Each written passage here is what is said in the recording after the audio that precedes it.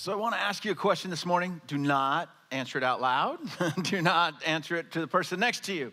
When was the last time you got caught? I mean, you got caught, you were wrong, you got caught, you knew it, they knew it, everybody knew it, but you got away. You got out of it. You didn't have to pay the price. You didn't get punished. I'm going to tell you about one of mine. It wasn't the most recent, but it was one of the most memorable. I grew up right here in Phoenix. I was 19, and I was driving in a 68 Pontiac Firebird. This was my dream car. And some of you know me, and you look at that, and you're like, okay, it makes sense. Punk kid, that's why he's a punk adult. I get it now. I kind of understand who he is. I was driving this car, and I thought it was a legit race car. I really did. I love this car. I love driving this car. I'm coming down I-17, the access road. I'm heading south. I'm probably going home, I don't know, from school or work or something. And I'm driving along, and it's one of those weird moments. I'm looking around, there's nobody. Like, there's literally no other cars around. And so I'm just driving along and probably going too fast. And I'm driving, and all of a sudden, the red and white, or red and blue lights are going in the back, in the rearview mirror. And you know how you have that moment when you see that, and you kind of look around, well, surely they're pulling over somebody else, right? You know, you're kind of, can't be me. There's nobody else. And so I'm like, so I pull over, and guy comes out, and he's a good guy. And he walks up to the car and looks in, and he says, do you know why I stopped you? And I said, probably going too fast. And he goes, but I said, I'm not sure. And he's like, why aren't you sure? I said, well, honestly, the speedometer on my car is broken. And so and it really was, what I do is I just kind of pace myself with other cars. And to be honest, there's nothing but cars on the freeway, and I'm the only one. So I really don't know how fast I was going. And I'm like, and he goes, license and registration, He grabs them, and he goes back to the car, his car, puts them on the computer and does all that stuff. And I'm thinking to myself, man, I'm going to be late for wherever I'm supposed to go. This is going to be expensive. My parents are going to tell me how I shouldn't be driving, blah, blah, blah. I'm just, I'm running through all the stuff. He comes back to the car, and through a half smile, he goes, nice car, kid. Slow it down and get it fixed. And he just says, have a good day. And I was like, you have got to be kidding me. I mean, this never happens. As soon as I got home, I called my friends, because you had to wait at those days to get home to a phone. You couldn't just call them. I had to wait, and I got home, and I called my friends, and I told them what happened. They're like, no way, for real, that does not happen.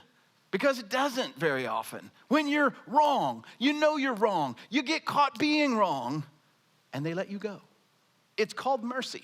And it's amazing. It really is. And you probably never thought about it this way.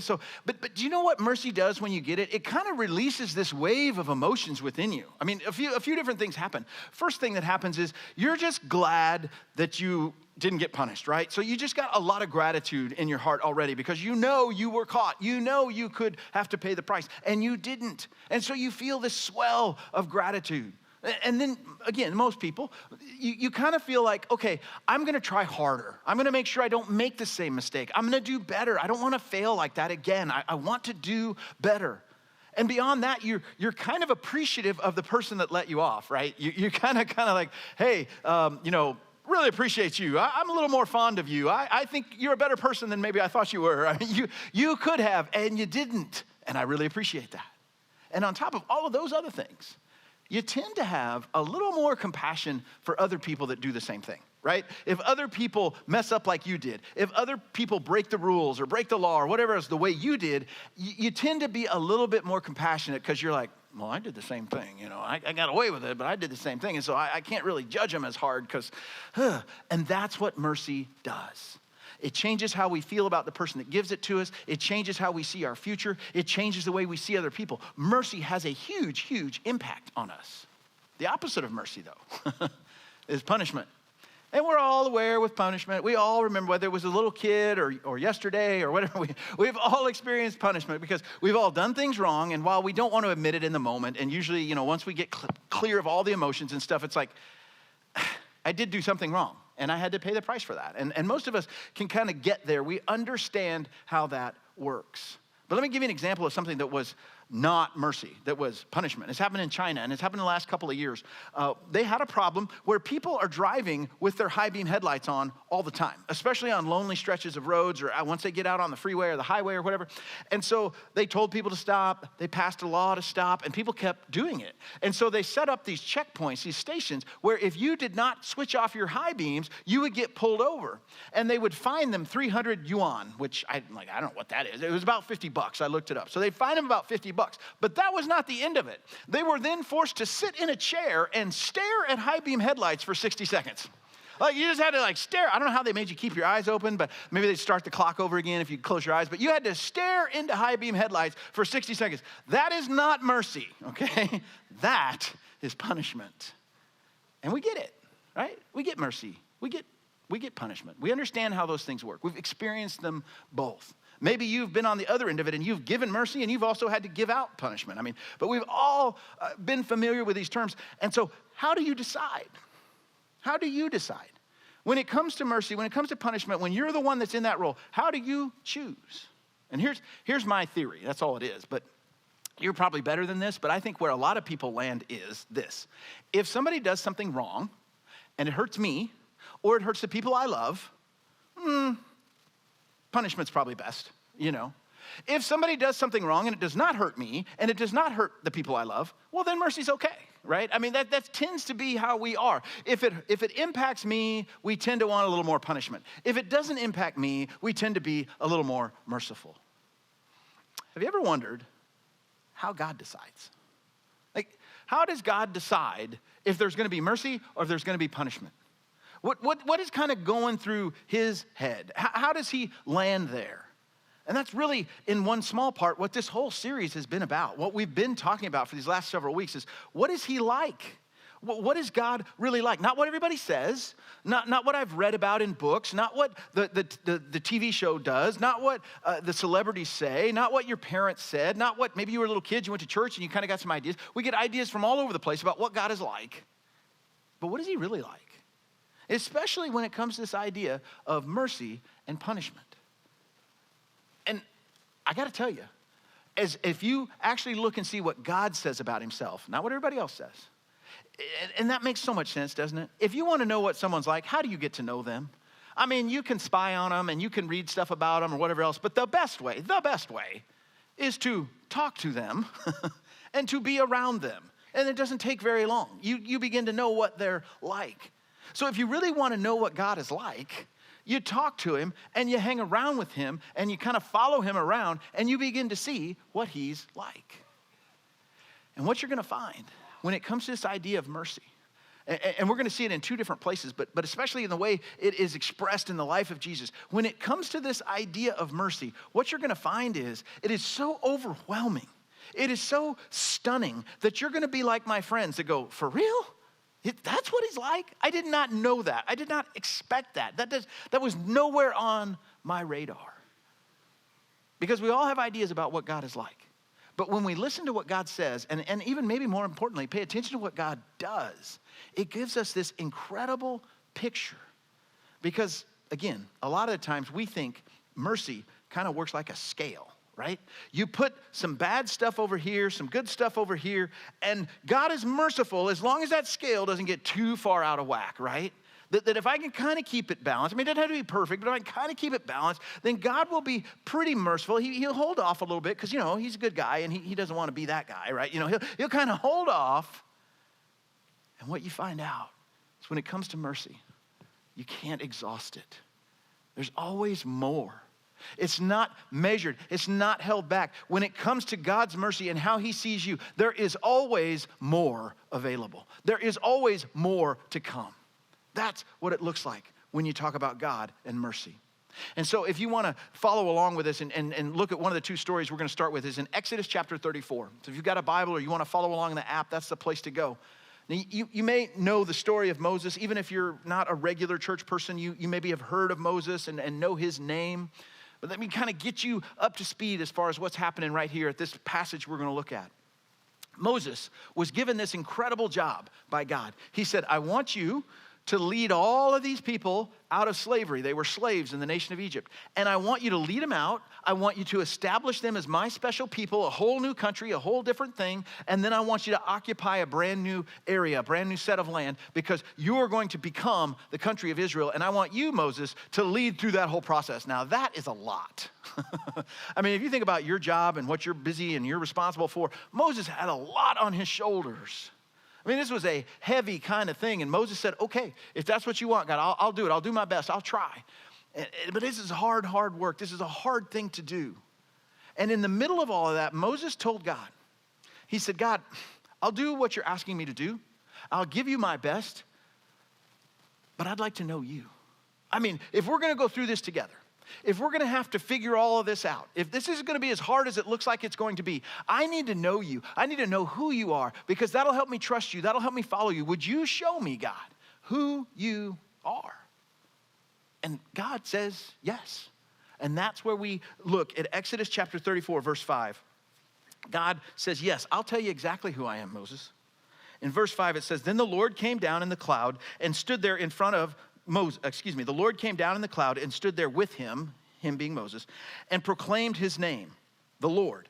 And he passed in front of Moses proclaiming, the Lord, compassionate, or maybe your translation may say merciful, and gracious God, slow to anger, abounding in love and faithfulness, maintaining love to thousands and forgiving wickedness, rebellion, and sin. Yet he does not leave the guilty unpunished. He punishes the children and their children for the sin of their parents to the third and fourth generation. From God himself, what are you like? This is what he says. And I think for a lot of us, especially if you've gotten a lot of weird or strange ideas about who God is, for a lot of us, we tend to think of God as kind of swinging the gavel, right? Like he's waiting to say guilty, and that he kind of almost enjoys punishing, right? You know, he's just waiting, and like, oh, okay, finally, you've done enough, I can get you. Like he wants to drop the hammer. And it's kind of startling.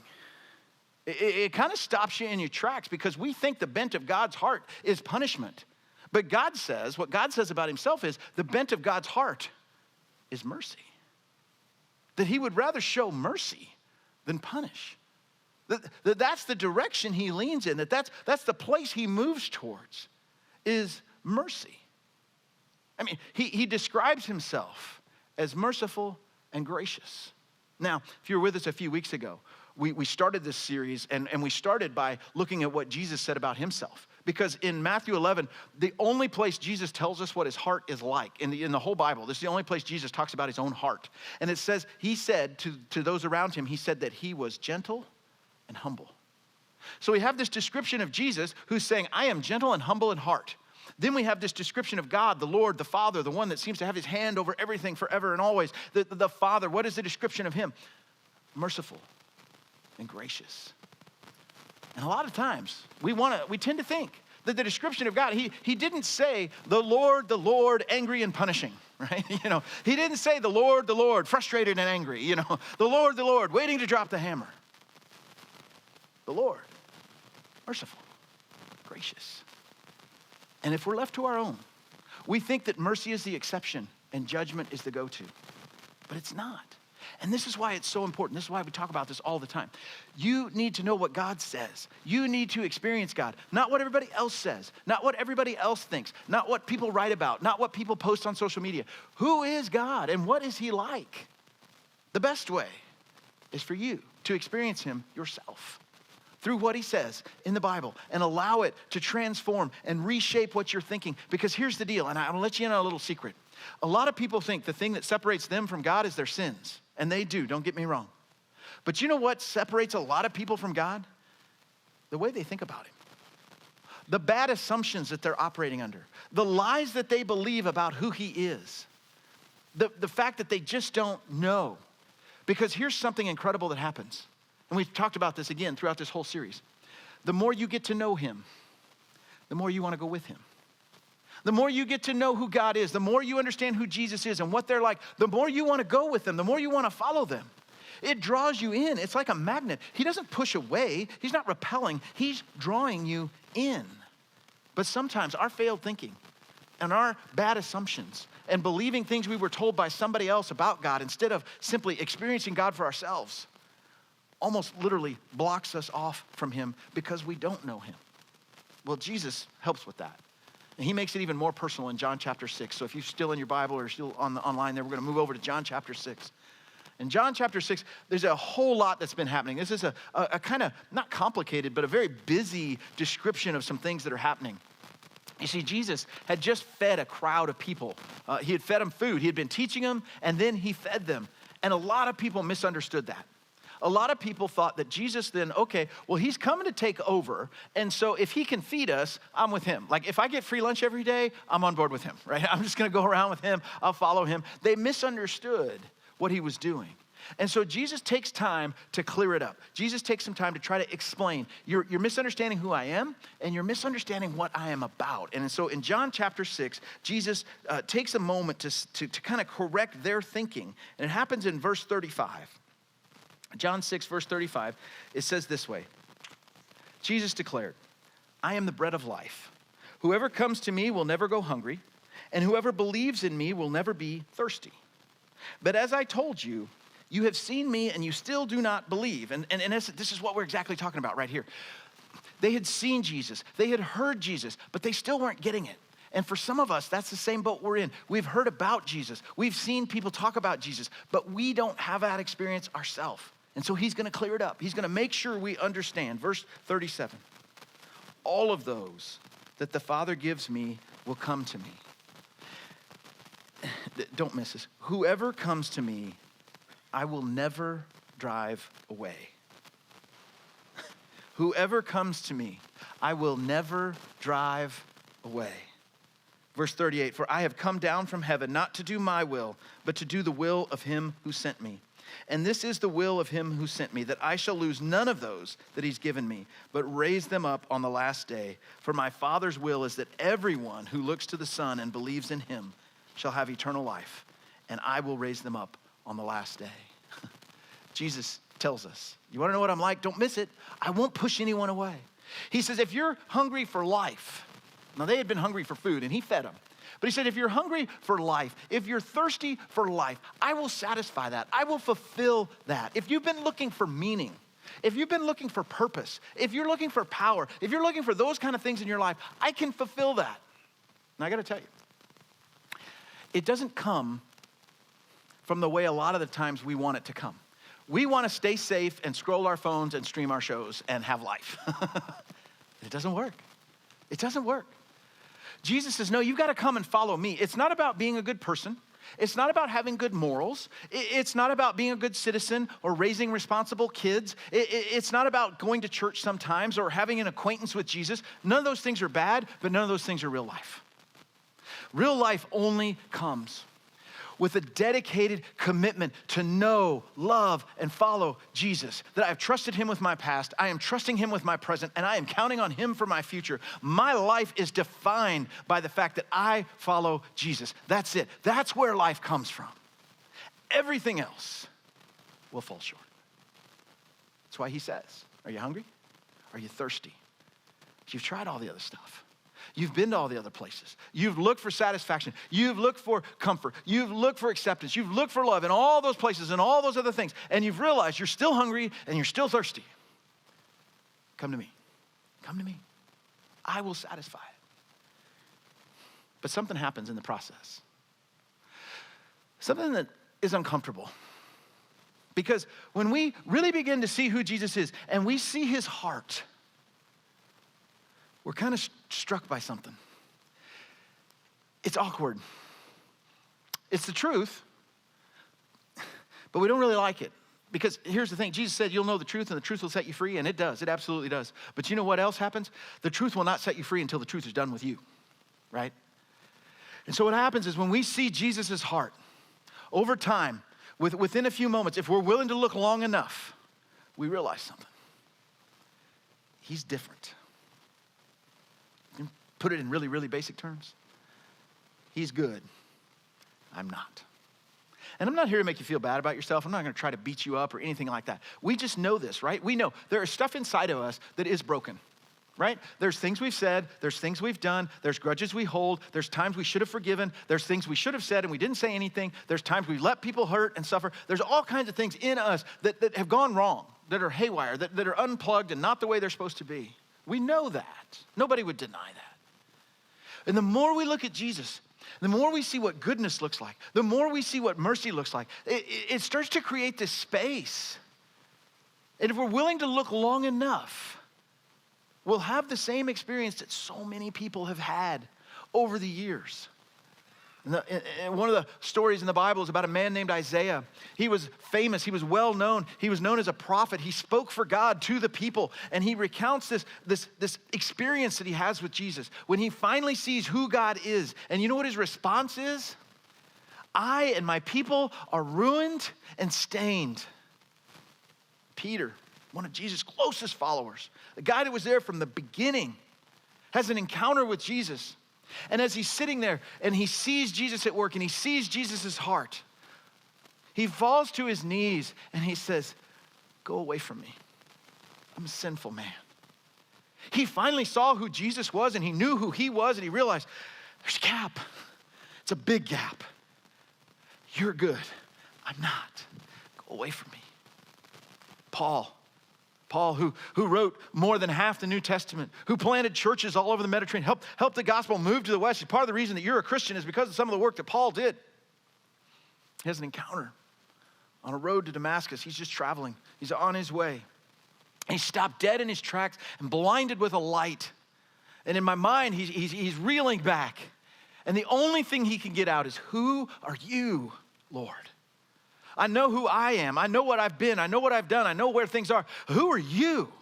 Because you are different than me. And when we get a sense of that, when we begin to experience that just a little bit, it starts to feel awkward. We sense the distance. We want to back away. And here's what happens. We wonder, why wouldn't Jesus push me away? Why wouldn't Jesus push me away? Because if I was Jesus and Jesus was me and the situation was reversed, I would push me away. So why wouldn't Jesus push me away? There's a difference. There's a gap. There's a separation. And before I let you off the hook, I wrote down some things that I want to share with you because these are places where I see the gap in my own life. And maybe as I describe them, you go, yep, I got that too. I realize that too. These are some of the reasons that we allow there to be distance between us and Jesus. It's not because he wants it. It's because we are uncomfortable. It's because we assume. It's because we don't think rightly about who he is. I live a selfish life. I lust after people and things, and I'm content to use them in my failed pursuit of happiness. I allow my insecurity to drive me to assume the worst, to ruin and damage relationships, to let hopelessness take root in my heart. I set myself up as judge and jury and refuse to forgive people who have hurt me. I give myself permission to devalue others because they don't have the same opinions, politics, or approach to life. I lie to myself, I lie to my family, and I lie to my friends because the lie allows me to justify my choices and avoid the truth. My hurting and hateful words expose the ugly stain on my heart.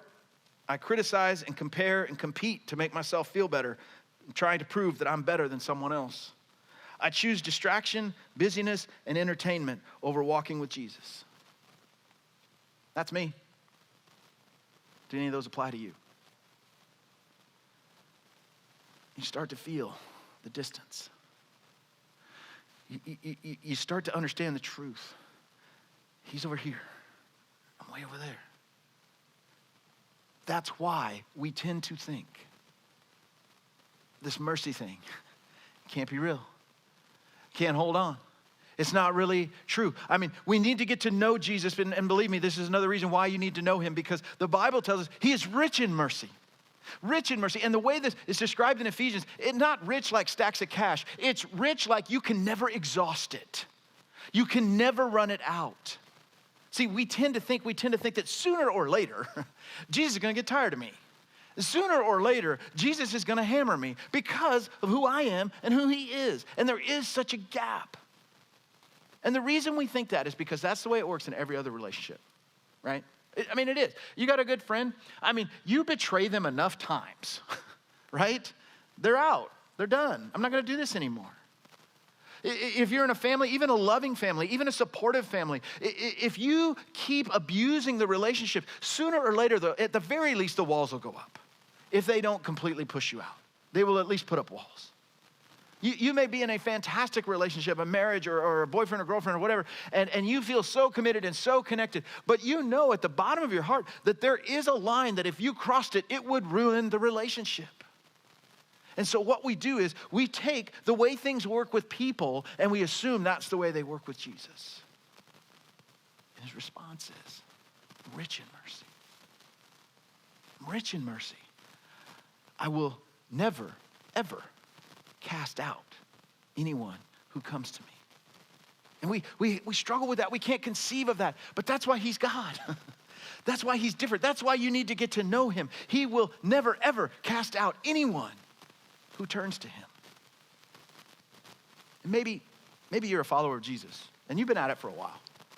And maybe you kind of realize, I've kind of grappled with that. I've understood that there is forgiveness and that even though I'm not worthy of it, he forgives me and he cleanses me. But a lot of us walk around with this kind of uneasiness because we think eventually, sooner or later, Jesus is going to get tired of us. He's going to run out of patience. He kind of is going to keep us at arm's distance, right? Like we're the spider he wants to smash, but then he doesn't want to get it on his hands, Like we're the dead bird that is like, well, we got to get this out of here, but I don't want to touch it. Like that's us. And you realize that your sins actually draw him towards you. The brokenness and the failure and the stuff that you're carrying around, the things you don't even want to admit to yourself, much less anybody else, they're like a magnet. They pull his heart towards you. And not so he can beat you up. Not so that he can attack you. Not so that he can punish you. But because he has mercy for you. Because he loves you. And not a little bit, not a measured amount. A flood of it. A richness of it that can never be exhausted. That's what it looks like to walk in mercy. We think that God is angry all the time. That he's like, that's his secret. He's like Hulk, I'm angry all the time. That's not who he is. He has to be provoked to anger. He doesn't have to be provoked to love. This is a terrible example, but it's the best one I could think of. You ever notice when you got like a full cup of coffee or like a big glass of iced tea, and I don't mean full, I mean it's full to the rim, right? Like it's as full as you can get it. And if you just stumble a little bit or somebody bumps you, what happens? It sloshes out, right? If you bump into Jesus, do you know what sloshes out? Mercy, love. It's not anger. It's not punishment. It's not a desire to get back or vengeance or to execute justice. If you bump into Jesus, what spills out of him is mercy. It's love. It's forgiveness. That's what spills out of him. If you don't get anything else this morning, here's the thing you've got to get. This is the one idea as we wrap up. You've got to get a hold of this. When it comes to you and Jesus and you and your sin and Jesus and mercy, here's what it looks like. He sides with you against your sin, not against you because of your sin. Let that sink in for just a minute. He sides with you against your sin, not against you because of your sin. The perfect example, unfortunately, it's a sad example, but it's a perfect example. Is a parent who has a sick child. Not just sick, but diseased. How does the parent feel about that child? They hate the disease. They hate what it cost them. They hate what they've lost out on. They hate the suffering that they endure. They hate that they haven't had what everybody else has. They hate that they've had such a difficult time and all the treatments and the medication and the trip to the doctors. They hate all of that. They love the child. As a matter of fact, the very fact that that child has the disease, it almost evokes a deeper sense of love, a deeper sense of compassion. And so it is with a parent and a child, it is with Jesus and you. He hates what sin does to you. He hates the disease that we have. He longs to heal it. He longs to comfort you. He longs to give you what you've missed out on. He longs to show you mercy because that is his heart. We're coming up on Passion Week. If you've been a Jesus follower for a while, you know what that is. And if you don't, I can explain it very quickly. Passion Week is basically the week before Easter. And we mark it because on that day, what we remember, what we celebrate, is that Jesus came into Jerusalem like a king. There was a parade, and people were throwing things down in front of him, and he was riding in, and there were crowds, and people were yelling, and so many people thought, this is it. The rebellion is on. We get to start over. We're going to kick out the Romans, and God's going to make everything good again, and things are going to be so much better for us. That's what everybody was thinking, but nobody knew what was coming. We do. We knew what was coming, because we know the end of the story. But they didn't. They were just celebrating something wonderful with incredibly high hopes that things were going to change finally in the way they really wanted them to change. And we celebrate Easter because Sunday was coming. And we know the rest of the story, and we're going to celebrate, and we should celebrate. We are going to celebrate here big. It's going to be a great day. But sometimes we miss what happened in the middle between coming in as a king and rising as a savior. And what happens in the middle is where mercy meets you. It's how far mercy is willing to go. Mercy is willing to be arrested on trumped up charges. Mercy is willing to be beaten and abused and spit on by those who are arresting him. Mercy is willing to be falsely accused. Mercy is willing to suffer torture. Mercy is willing to die, literally die a shameful, public, humiliating, excruciating death. And maybe worst of all, mercy is willing to endure a father being separated from a son that have never been separated since the very beginning of eternity so that he could show mercy to you. That's how far mercy is willing to go. So it doesn't really matter what you stack up and how big the distance between you and him is. Mercy bridges it like that. It takes one look, and he will never cast out anyone that looks to him. He rushes in. And so, if you're a follower of Jesus, or maybe today, if you're like, if that's what God's like, I want to be a follower of Jesus. I need that. I want that. There's a couple of things about you that you can celebrate, that you can enjoy this week. And it's this, not that we love our sin, and not that we're glad that we do, but we celebrate because we know our sin does not put a dent in his love. It doesn't change it. That our shame, he loves to work with. He loves for us to come in shame and afraid and embarrassed and upset and hurt, and he loves to heal and make whole and encourage and build up again. You see, this is what our God does. This is what mercy means. This is what it looks like.